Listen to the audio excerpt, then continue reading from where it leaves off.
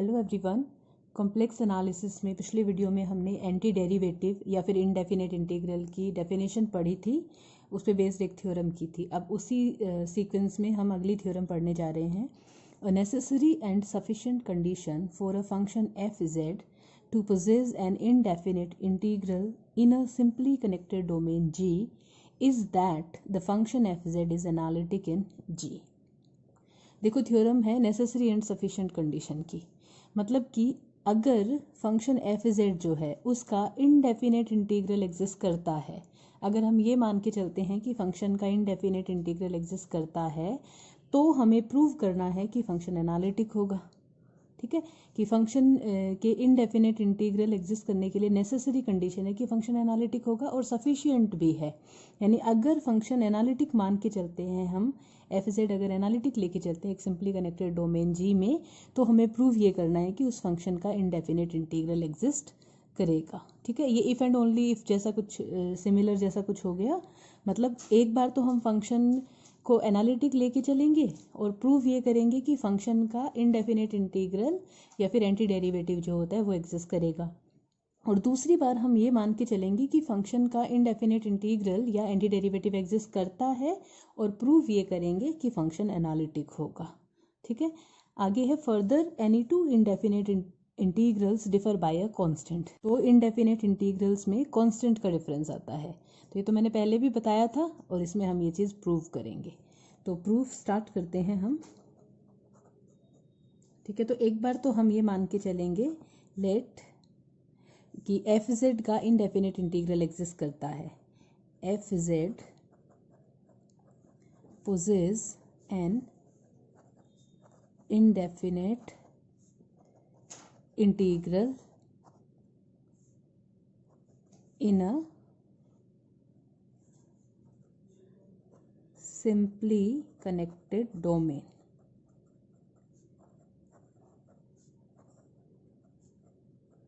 जी, हम ये मान के चलते हैं कि फंक्शन का इनडेफिनेट इंटीग्रल एग्जिस्ट करता है। तो let phi z be indefinite integral of f z. F z का इंटीग्रल इनडेफिनेट इंटीग्रल जो है वो हमने फाई जेड मान लिया। ठीक है, यानी कि फाई जेड इक्वल है integration f z d z. ठीक है, और it implies phi dash z equal f z. ठीक है, प्रूव हमें क्या करना है, टू प्रूव ये करना है एफ जेड इज एनालिटिक। हमें फंक्शन एफ जेड को एनालिटिक प्रूव करना है। ठीक है, तो देखिए एफ जेड इक्वल है फाई डैश जेड के। फंक्शन डिफाइंड है, इसका मतलब फाई डैश जेड भी डिफाइंड है।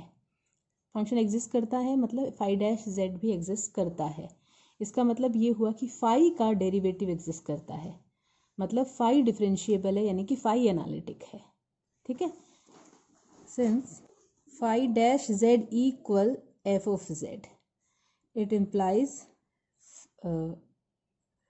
derivative of phi z exist। phi z का डेरिवेटिव एग्जिस्ट करता है डोमेन में, इसका मतलब ये हुआ phi z is analytic in domain G. Phi z analytic है क्योंकि phi dash z f z के बराबर है। एफ जेड फंक्शन डिफाइन किया हुआ है, मतलब एग्जिस्ट करता है।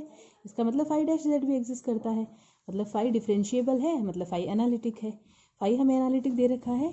अब देखो, एक थ्योरम है जो हमने अभी तक प्रूव नहीं किया, हम अगले टॉपिक में प्रूव करेंगे, यहाँ हम यूज़ करेंगे। तो इस थ्योरम में आपको सिर्फ उसका रिजल्ट यूज़ करना है, तो हम सीधा मेंशन करेंगे, और वो होता है एनालिटिक फंक्शन का डेरिवेटिव भी एनालिटिक होता है। ठीक है, तो अभी मैं लिख रही हूँ वी नो करके, प्रूव हम बाद में करेंगे। We know derivative of an analytic function is also analytic, analytic function का डेरिवेटिव भी एनालिटिक होता है। ठीक है, इसका मतलब ये हुआ कि फाई जेड एनालिटिक फंक्शन है तो phi dash z is analytic function. Phi dash z analytic होगा और फाई डैश जेड किसके बराबर है, एफ जेड के, है ना। फाई डैश जेड इक्वल है एफ जेड की। अगर फाई डैश जेड एनालिटिक है इसका मतलब क्या हुआ, F z is analytic in जी, तो एफ जेड एनालिटिक होगा। ये जो रिजल्ट है इसका प्रूफ मैं बाद में आपको बता दूंगी, करेंगे जब ये वाली थ्योरम, तब मैं आपको बता दूंगी। ठीक है, इस थ्योरम के प्रूफ में हमें सिर्फ इसको यूज़ करना है। तो हम मान के चले थे कि फंक्शन एफ जेड का एंटी डेरिवेटिव या इनडेफिनेट इंटीग्रल एग्जिस्ट करता है और हमने प्रूव कर दिया कि फंक्शन एनालिटिक होगा। ठीक है, तो एक तरफ से एक साइड इसका प्रूव हो गया है। अब इसका कन्वर्स पार्ट में हम मान के चलेंगे कि फंक्शन एनालिटिक है। फंक्शन को एनालिटिक लेकर चलेंगे और प्रूफ ये करेंगे कि उसका इनडेफिनेट इंटीग्रल या एंटी डेरिवेटिव एग्जिस्ट करता है। तो हम अज्यूम करके चलते हैं, let f z be analytic in domain G. हम मान के चलते हैं फंक्शन एनालिटिक है डोमेन जी में। तो प्रूव क्या करना है हमें, to prove indefinite integral of f z exist. हमें ये प्रूव करना है कि एफ जेड का इनडेफिनेट इंटीग्रल एग्जिस्ट करता है, यानी कि फाई जेड एग्जिस्ट करता है। ठीक है, let phi z equal z naught to z f xi d जाई।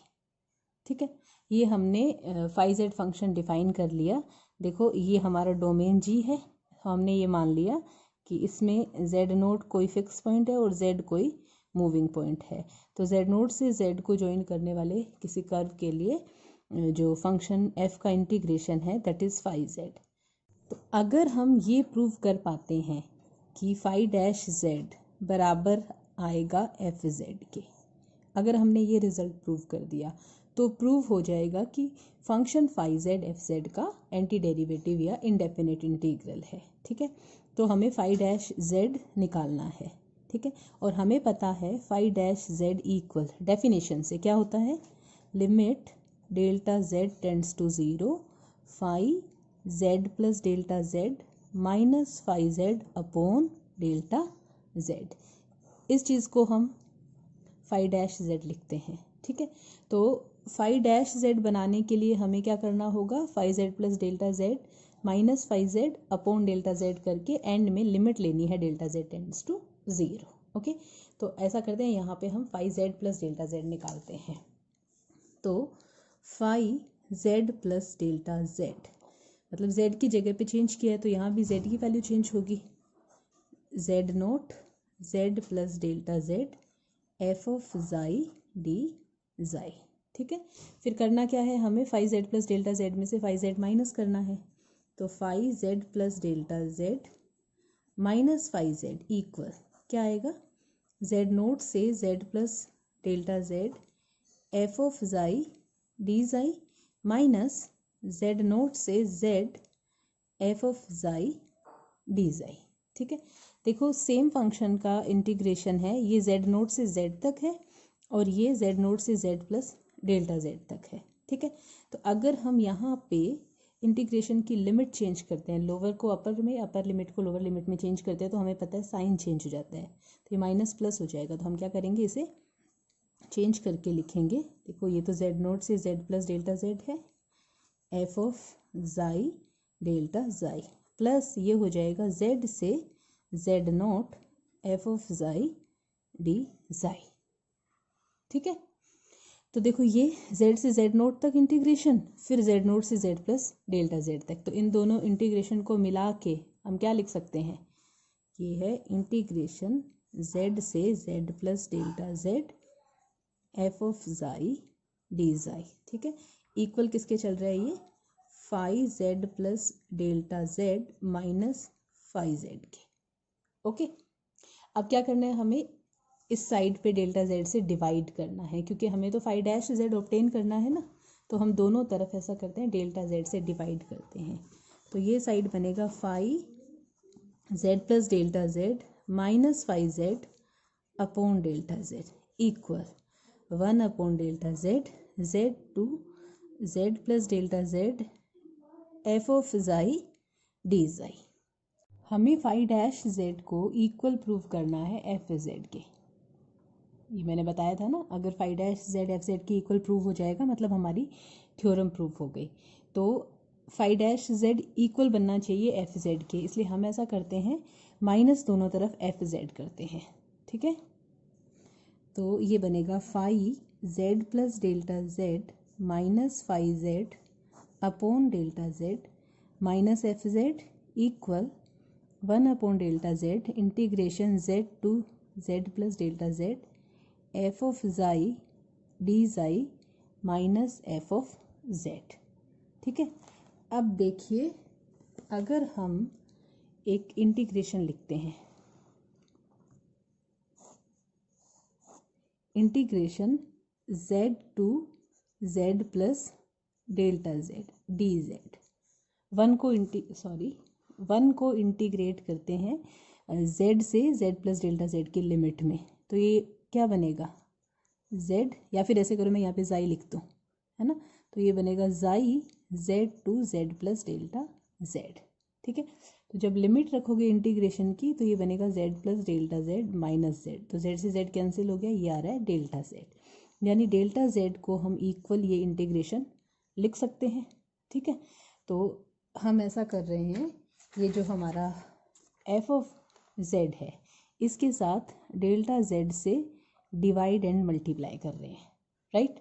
ये जो डिवीज़न वाला डेल्टा जेड है ना, ये तो हम कॉमन ले लेंगे, और ये जो मल्टीप्लिकेशन वाला डेल्टा जेड है ना, इसकी जगह पे हम ये इंटीग्रेशन पुट करेंगे, integration z to z plus delta z d xi. Okay, तो रखती हूँ मैं यहाँ पे वैल्यूज़, 1 अपॉन डेल्टा जेड तो common, integration z to z plus delta z f of xi d xi minus f of z के साथ integration z to z plus delta z d xi, right. अब integration देखो, दोनों में integration की limit भी same है और जिस फंक्शन के लिए इंटीग्रेट हो रहा है वो भी सेम है। तो हम इसे लिख सकते हैं 1 upon delta z integration z to z plus delta z f of xi minus f of z d जाई।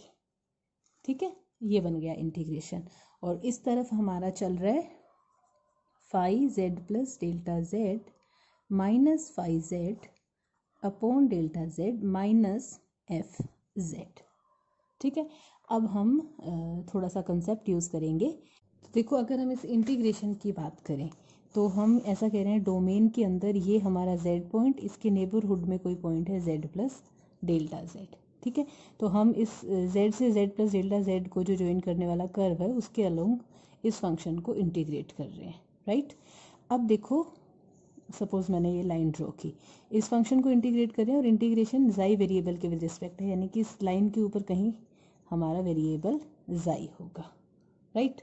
अब हमें फंक्शन एफ जेड इस डोमेन में पूरे में एनालिटिक दे रखा है।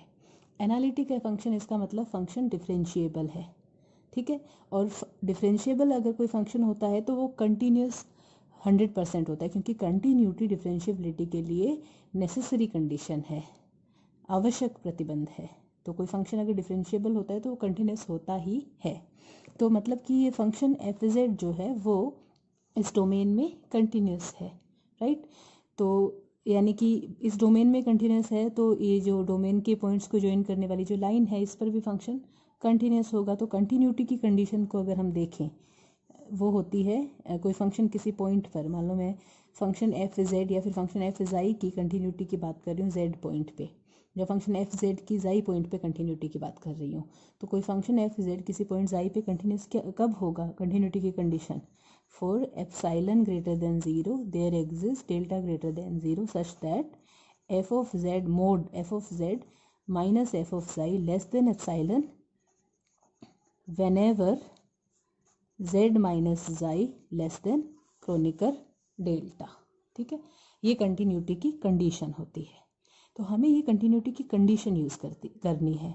अच्छा, दूसरी चीज़ हम यहाँ पे क्या कह रहे हैं, z minus xi less then delta है, मतलब z और जाई पॉइंट्स के बीच की डिस्टेंस जो है वो लेस देन डेल्टा लेंगे तो हम इसके मॉड्यूलस को लेस देन एप्सिलॉन लिखेंगे। ठीक है, यहाँ पर देखो ये जाई पॉइंट यहाँ बीच में है, तो इन दोनों के बीच के डिस्टेंस की बात कर रहे हैं हम, ये लेस देन डेल्टा लेनी है।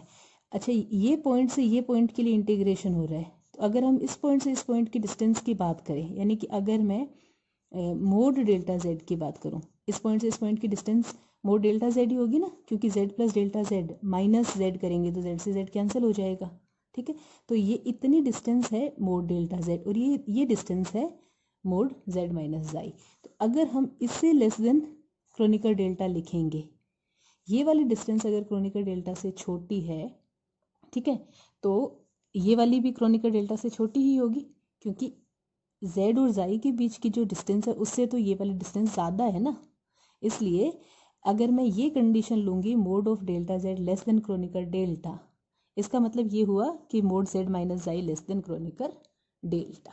ठीक है, तो ये सब हम यूज़ करेंगे, ये मैंने एक्सप्लेन किया है। अब मैं लिखती हूँ जो हमें यहाँ पे यूज़ करना है। ठीक है, तो एक चीज़ तो हमें क्या करनी है, दोनों तरफ मोड लेना है। हमने इस पे दोनों तरफ मोड ले लिया, ये वाला साइड एज इट इज़ रहने दो, वहाँ पे हम मोड को इंटीग्रेशन के अंदर लेके जाएंगे। तो मोड को जब इंटीग्रेशन के अंदर लेके जाते हैं तो लेस देन इक्वल का साइन आता है। ठीक है, तो ये बनेगा 1 mod delta z integration z to z plus delta z mod f of xi minus f of z mod d xi. ठीक है, तो ये मॉड्यूलस में आ गया ना। अब हम ये कंटिन्यूटी वाली कंडीशन यूज़ करेंगे, तो हम लिखेंगे since f z is analytic in G, domain G में एनालिटिक है, इसका मतलब हुआ function f z is continuous. Analytic है तो डिफरेंशिएबल होगा, डिफरेंशिएबल है तो कंटिन्यूस होगा, कंटिन्यूस इन जी। ठीक है, फंक्शन डोमेन में कंटिन्यूस होगा तो इसके कोई भी दो पॉइंट के लिए फंक्शन कंटिन्यूस होगा, किन्हीं भी दो पॉइंट्स पे के बीच में फंक्शन का ग्राफ ड्रॉ करेंगे तो वो कंटिन्यूस बनेगा, बीच में ब्रेक नहीं होगा। ठीक है, तो कंटिन्यूटी की कंडीशन से it implies for epsilon greater than 0 there exist Kronecker delta greater than 0 such that mod f of xi minus f of z less than epsilon. ठीक है, इसमें फ़र्क नहीं पड़ता mod f of z minus f of xi लिखूँ, भले ही mod f of xi minus f of z लिखूँ।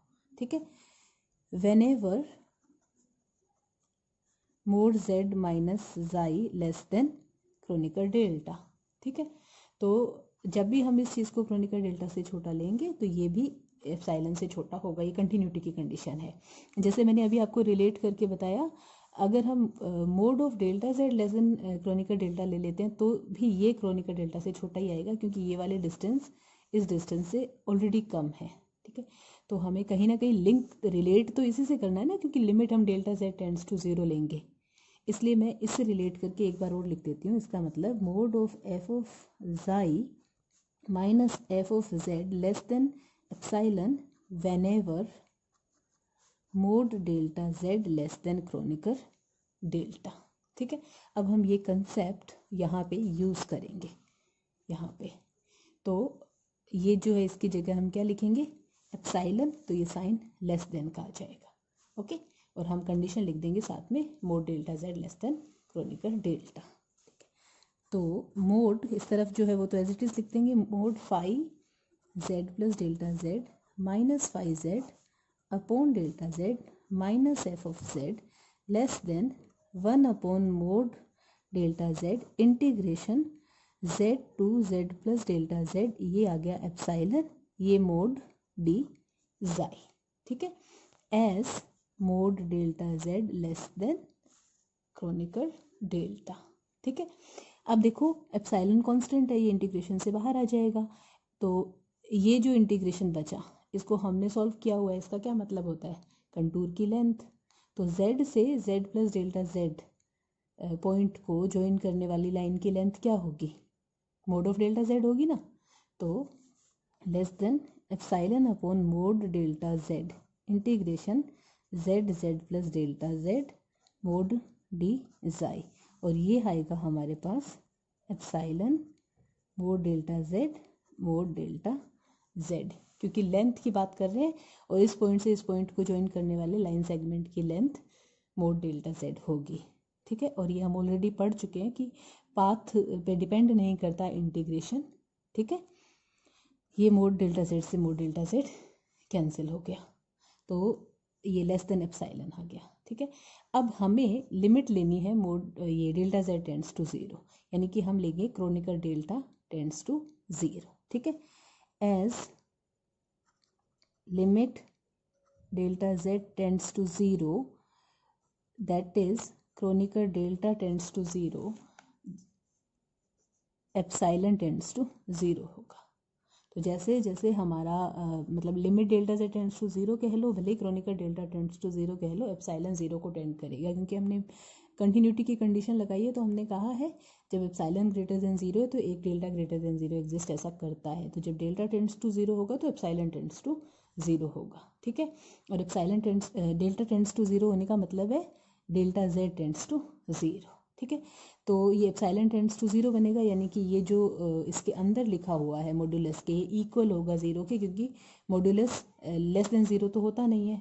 ठीक है, और टेंड्स टू 0 की कंडीशन ऐसे ही तो यूज़ होती है, फिर हम इसको इक्वल्स टू 0 लिख देंगे। राइट, तो ये बनेगा limit delta z tends to 0 phi z plus delta z minus phi z upon delta z minus f z equal 0। ठीक है, अब देखो ये तो फंक्शन z का है, इसमें डेल्टा z नहीं आ रहा, तो इस पर लिमिट लगाने की ज़रूरत नहीं है, क्योंकि लिमिट तो डेल्टा z पे है। तो हम अलग अलग करके लिखते हैं इसे। तो ये बन रहे हमारे पास limit delta z tends to 0 phi z plus delta z minus phi z upon delta z minus f of z equal 0। ठीक है, और ये हमें पता है ये होता है फाई डैश z इक्वल आ गया एफ z के, हमें यही तो प्रूव करना था। इसका मतलब ये हो गया कि phi z is indefinite integral of f of z, और यही हमें प्रूव करना था। पहले पार्ट में तो हम ये मान के चले थे कि फाई z एफ जेड का इंडेफिनेट इंटीग्रल है, और हमने प्रूव किया था कि फंक्शन एनालिटिक है। इस पार्ट में हम फंक्शन को एनालिटिक मान के चले और हमने प्रूव किया है कि उसका इंडेफिनेट इंटीग्रल एग्जिस्ट करेगा। ठीक है, तो ये नेसेसरी एंड सफिशिएंट कंडीशन वाली थ्योरम यहाँ पे प्रूव होती है। अब इसमें आगे एक और चीज़ दे रखी थी कि अगर दो इंडेफिनेट इंटीग्रल एग्जिस्ट करते हैं तो उनमें कांस्टेंट का डिफरेंस होगा, तो वो वाला पार्ट हम सॉल्व करते हैं। Let phi z and psi z are two indefinite integrals of f z. Phi z और साई जेड दोनों एफ जेड के इंडेफिनेट इंटीग्रल है। ठीक है, इसका मतलब ये हुआ कि हम ये कह रहे हैं phi dash z equal psi है ये, psi dash z equal f of z and phi dash z equal f of z. ठीक है, दोनों को माइनस कर दो, दोनों को माइनस करेंगे हम तो एफ जेड से एफ जेड कैंसिल हो जाएगा। तो ये बन रहा है हमारे पास psi dash z minus phi dash z equal 0। तो इसे हम लिख सकते हैं d by d z of psi z minus d by d z of phi z equal 0। Differentiation common differential operator को कॉमन लेके लिख दो, तो ये बनेगा psi z minus phi z equal 0। दोनों तरफ इंटीग्रेट करो z के विद रिस्पेक्ट, इंटीग्रेशन करेंगे z के विद रिस्पेक्ट तो इधर डिफरेंशिएशन हट जाएगा, psi z minus phi z equal constant आएगा इंटीग्रेशन का। ठीक है, यानी कि साई जेड इक्वल आ रहा है फाई जेड प्लस सी। ठीक है, तो हमने दो इनडेफिनेट इंटीग्रल लिए थे एफ जेड के, फाई एंड साई, तो फाई जेड बराबर क्या है, साई जेड बराबर क्या है, फाई जेड प्लस सी के, यानी कि दो इनडेफिनेट इंटीग्रल में कांस्टेंट का डिफरेंस होता है। ठीक है, तो यहाँ पे थ्योरम का प्रूफ कंप्लीट होता है। एक और थ्योरम करते हैं हम लोग। देखो स्टेटमेंट है f z be single valued analytic function in defined in a simply connected domain G. Function analytic है, किसी connected simply connected domain G में डिफाइंड है। इफ़ ए और बी हमने डोमेन में से कोई दो पॉइंट्स लिए हैं, then integration a to b f z d z equal होगा phi b minus phi a, where phi z is indefinite integral of f z. यानी कि अगर हमें एफ जेड का इनडेफिनेट इंटीग्रल फाई जेड पता है तो इस इंटीग्रेशन की वैल्यू जो है वो होगी फाई बी माइनस फाई ए, यानी कि ये जो फाई जेड है इनडेफिनेट इंटीग्रल, इसमें अपर लिमिट पुट कर दो माइनस लोअर लिमिट पुट कर दो। ठीक है, एंड पॉइंट्स पे डिपेंड करेगा। ठीक है, तो हमें ये रिजल्ट प्रूव करना है। अब प्रूफ इसका, तो फाई जेड इनडेफिनेट इंटीग्रल हमें दे रखा है। हम ऐसा करते हैं, let psi z be indefinite integral of f of z such that हमने एफ जेड का एक इंडेफिनेट इंटीग्रल साई जेड लिया है, इस तरह से लिया है जेड नोट टू जेड जो इंटीग्रेशन है एफ ऑफ जाई डी जाई इक्वल है साई जेड के। ठीक है, तो z नोट से z पॉइंट के बीच में जो इंटीग्रेशन किया गया है वो फंक्शन का साई z के इक्वल है। ठीक है, ये हमने अज्यूम कर लिया इक्वेशन नंबर 1।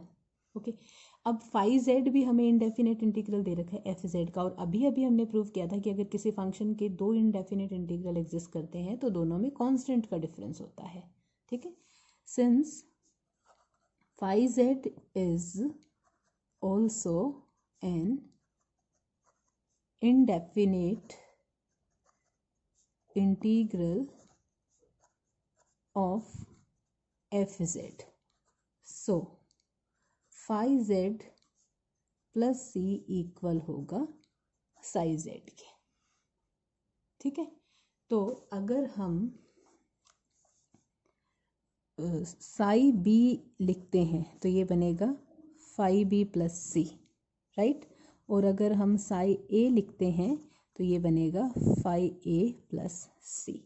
ठीक है, तो अगर हम साई बी माइनस साई ए निकालते हैं तो हमें दिख रहा है सी से सी कैंसिल होके ये आ जाएगा फाई बी माइनस फाई ए के, राइट। तो अब अगर हमने साई बी माइनस साई ए निकाल लिया और अगर वो हमारे इस इंटीग्रेशन के बराबर आ गया, ये वाले इंटीग्रेशन के साई बी माइनस साई ए, तो हम लिख सकते हैं कि ये इंटीग्रेशन बराबर होगा फाई बी माइनस फाई ए के, क्योंकि हमने प्रूव कर दिया साई बी माइनस साई ए इक्वल है फाई बी माइनस फाई ए के। ठीक है, तो ये हमारी फाई जेड की वैल्यू है। हमें चाहिए क्या, फाई बी माइनस फाई ए, तो हम जेड की जगह एक बार बी रखते हैं और एक बार जेड की जगह ए रखते हैं। ठीक है, तो इक्वेशन नंबर 1 से अगर हम साई बी माइनस साई ए निकालते हैं, इवेल्युएट करते हैं, तो क्या बनेगा। देखो, जब हम z की जगह b रखेंगे तो ये बन जाएगा z नोट से b, और जब इसकी जगह a रखेंगे तो ये बन जाएगा z नोट से a, राइट।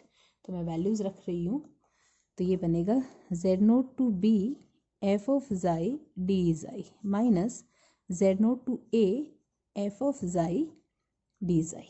ठीक है, अब हम इस इंटीग्रेशन में लोअर लिमिट को अपर और अपर को लोअर में चेंज कर देते हैं, तो ये माइनस जो है ये प्लस हो जाएगा।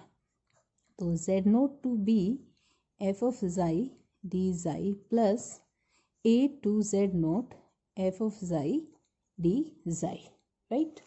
अब देखो, ये है a से z नोट इंटीग्रेशन, ये z नोट से b, तो दोनों को कंबाइन करके लिखेंगे तो ये बन जाएगा a to b f of xi d जाई, और ये इक्वल किसके आ रहा है, फाई बी माइनस फाई ए के, right.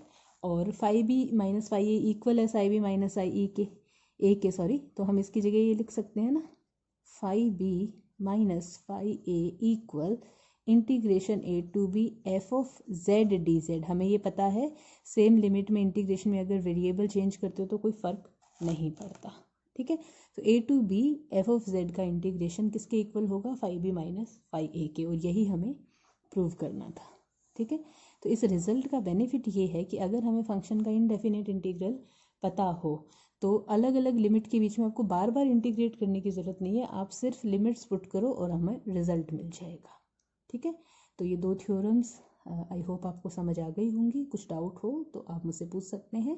Thank you very much.